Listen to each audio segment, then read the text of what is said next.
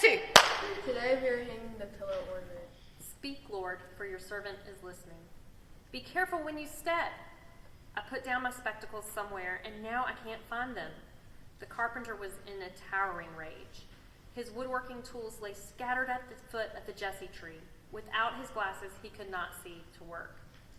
Without his glasses, he could not see to find his glasses.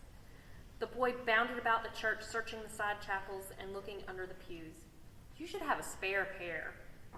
Do you think I'm made of money? A spare pair of eyes, I meant. What's this you're carving?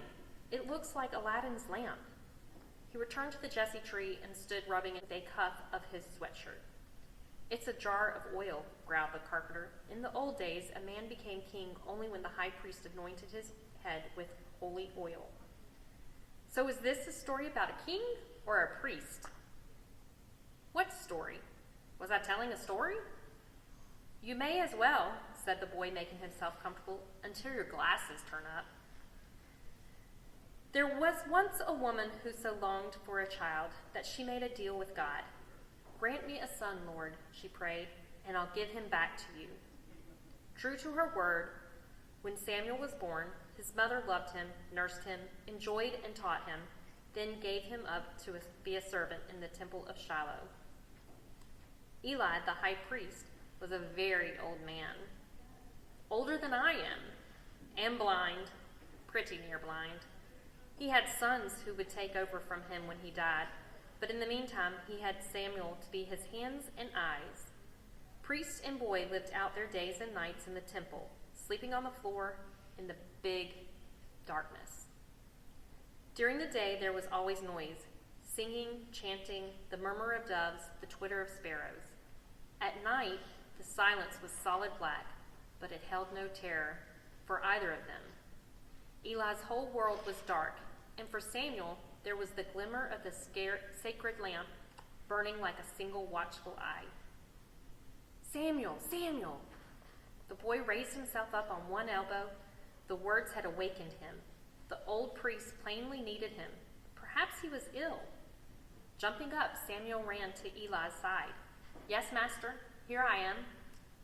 What's the matter, child? Said Eli, blearily with sleep. You called, so I came. I did not call. Go back to sleep, child. So Samuel went down and laid again. Samuel, Samuel. It was a gentle voice and very familiar. Samuel jumped up at once and hurried to Eli's side. Here I am, master. I did not call, the old priest said, opening his blind eyes. You are dreaming a lot tonight. So Samuel went back to bed, but again the voice called to him, Samuel, Samuel. Samuel felt his way through the darkness to Eli's side. You did call, master. You did. Then Eli understood. Go back to bed, child. And if the voice calls again, say, Speak, Lord, for your servant is listening. All his short life, Samuel had been trained to obey without question or quibble. He went back and laid his head down. Through his eyes strained, opened into darkness, and his heart was jumping. Samuel, Samuel, called the voice, patiently awaiting an answer.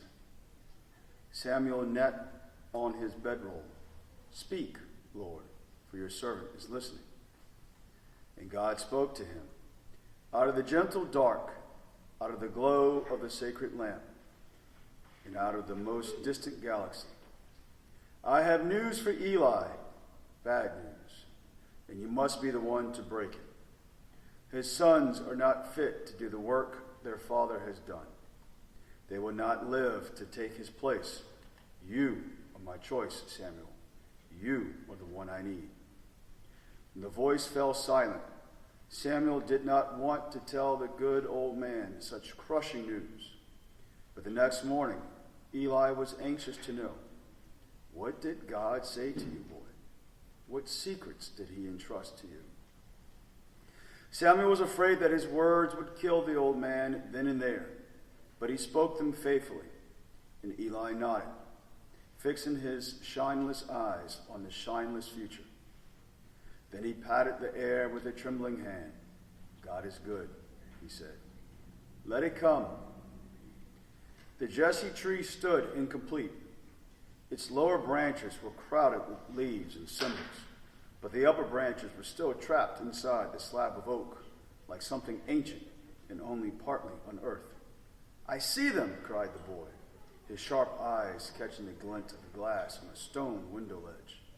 He ran and fetched the spectacles, and the carpenter, after dabbing his eyes, crammed the glasses back onto his face.